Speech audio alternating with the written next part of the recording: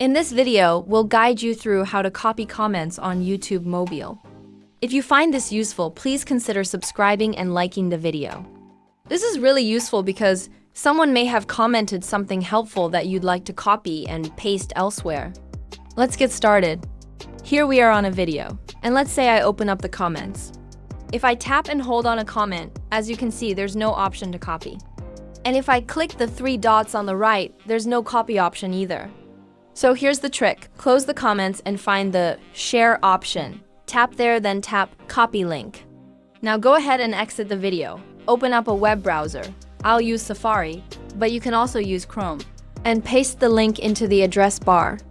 Press Go, and you'll be taken to the video page. Once there, scroll down to the comments and tap to open them. Find the comment you want to copy, then tap and hold on the text to start selecting it. Tap Copy, and that's it.